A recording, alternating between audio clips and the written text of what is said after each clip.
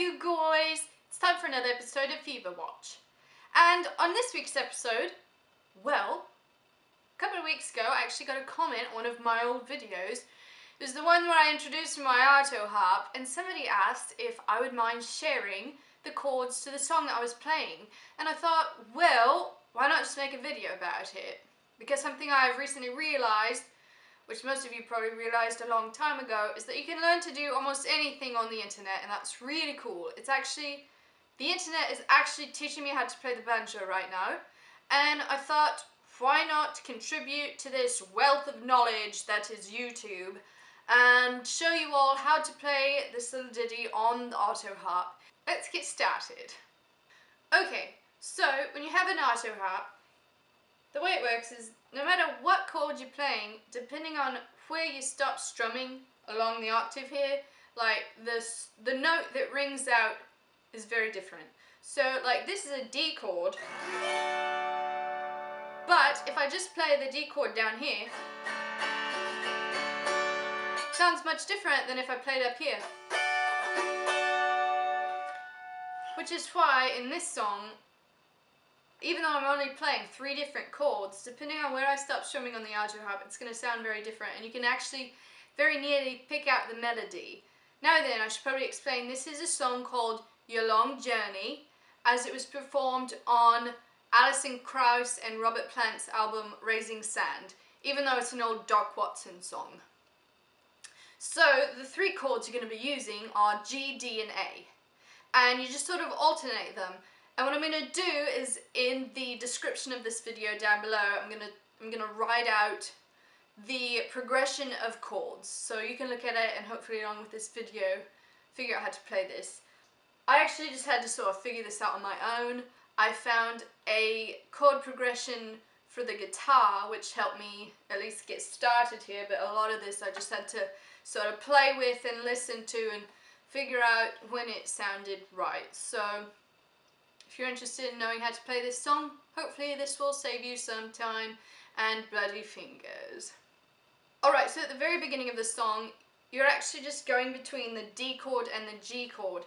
But depending, like I said, on where you strum up to, it's actually gonna change the tone. So here's an example. There was only 2 chords, but I just strummed up a little higher in the octave each time to make it sound like it was ascending in tone. But to go back down, you just go backwards. So here's forwards and back. See, that was only 2 chords, but it sounded like I was playing a whole melody line. This is something that you're just going to have to feel and listen to until you get it down. Now then, if any of you out there are interested in playing the Autoharp, but you don't have one, which you probably don't because nobody buys them anymore, I have this funny suspicion that Autoharps are in the attics and basements of retired school teachers all over this country.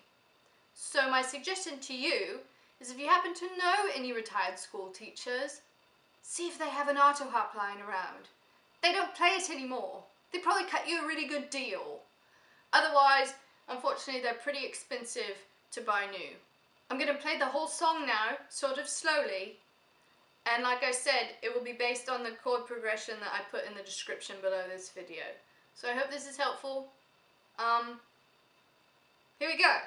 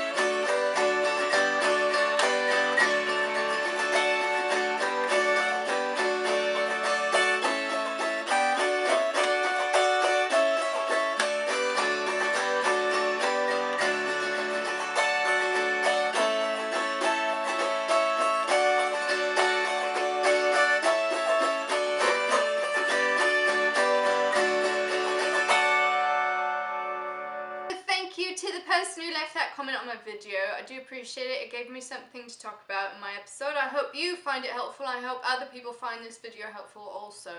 Please don't be afraid to comment. I like to know what you're thinking.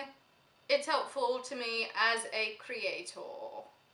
The good, the bad, and the ugly. But try not to be too ugly, because nobody likes a bully. Thank you all for watching this week's episode of Fever Watch. Please subscribe to my channel for new videos every Wednesday, or at least nearly every Wednesday. Until never time, have a good one, and I'll see you guys later. You know the song that the Australian plays on the ukulele? Riptide.